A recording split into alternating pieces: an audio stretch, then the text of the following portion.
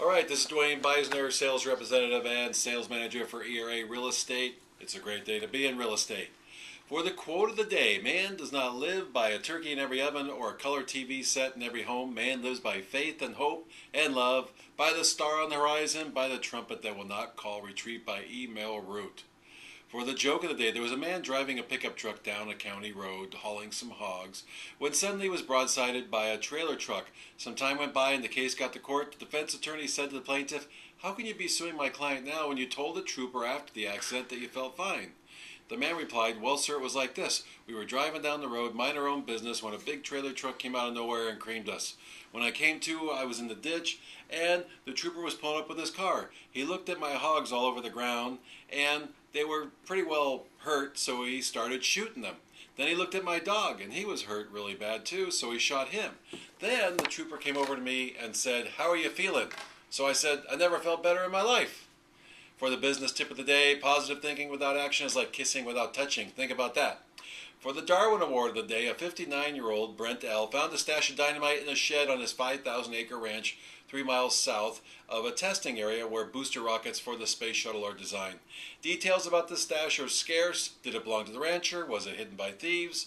Is it more than a coincidence that the ranch is so close to that ground zero? I don't know. The chief deputy, Kevin Potter, said, "Whether the dynamite was his or whatever, that's yet to be determined. Whatever its origins, the rancher found the dynamite and was alarmed. And he had good reason to be. Old dynamite starts to sweat nitroglycerin, and once it starts sweating, it's very unstable and can pop at any time. This well-known fact was surely known by the rancher, but the dynamite was not an old sweating pile of unstableness. This stash of flash was something he felt he could deal with on his own.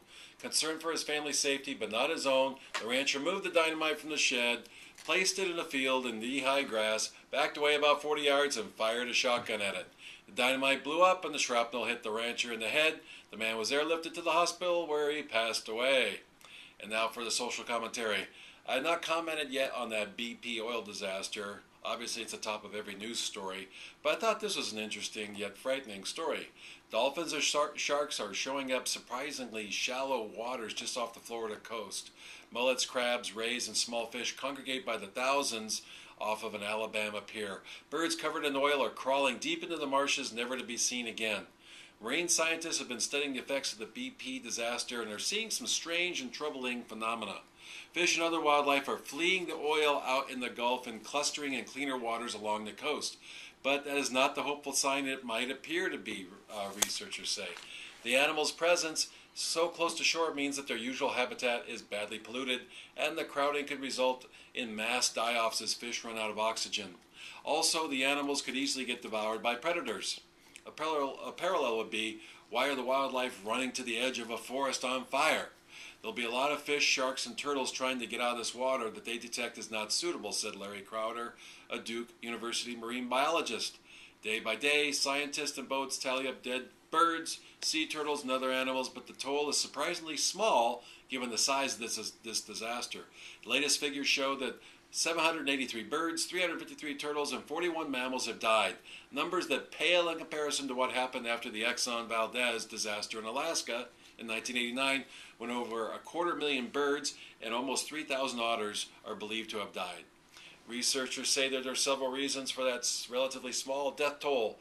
The vast nature of the spill means that scientists are able to locate only a small fraction of the dead animals. Many will never be found after sinking to the bottom of the sea or getting scavenged by other marine life.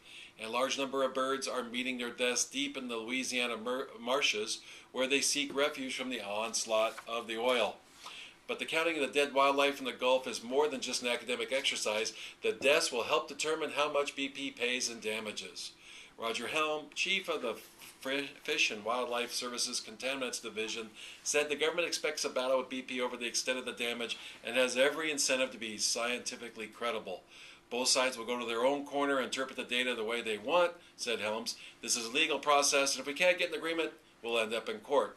And I'm sure they will. One thing for sure, though, this isn't a mess. Yeah, it really is. And it needs to be rectified as soon as possible. Now for real estate news. U.S. homebuyers are still in the driver's seat, according to Trulia. Buyers are in control as a growing number of unsold homes add up the price cuts in nearly one quarter of the U.S. home market in May. As in April, sellers lowered asking prices at least once on 22% of homes listed as of June 1st, unchanged in the month and up from 20% 2 months ago.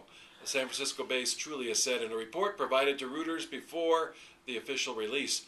Price cutting on luxury homes listed at $2 million or more was unchanged in May, with an average discount of 14%. Trulia said, however, homes in this category account for less than 2% of the total inventory, but almost one quarter of the total dollars/mall homes from sale. Sellers may face a setback after a brief spring sales spree driven by a rush for federal tax credits of $8,000, which expired on the 30th of April. For the unforeseen future, buyers will continue to have the negotiating power, and I expect we will see sellers get aggressive via price cuts throughout the summer, said Trulia Chief Executive Peter Flint. In the weeks since the tax incentive expired, applications to buy homes toppled to a 13-year low, and home builder sentiment has worsened. Sellers slashed a total of $26.7 billion in May from asking prices, more than the $25 billion in April and $22.8 billion in March, according to Trulia. Despite a year of tax incentive, housing market is likely to have a more solid footing, only with a significant improvement in employment, economists agree. Government data earlier this month shows private sector hiring rose by 41,000 jobs in May, far overshadowed by the 411,000 temporary census jobs. I want to say this once again. This market right now is the best buyer's market you and I will ever see in your lifetime. If you or anybody you know is thinking about buying or selling, do so now. If you know anybody who is looking to buy or sell a home anywhere in the world, let us know. At ERA, we have global reach. And if you're looking to make a move into real estate, please give me a call. I'd be happy to talk with you. This is Duane signing off. Happy trails to you. As always, proud to be an American. Go Lakers!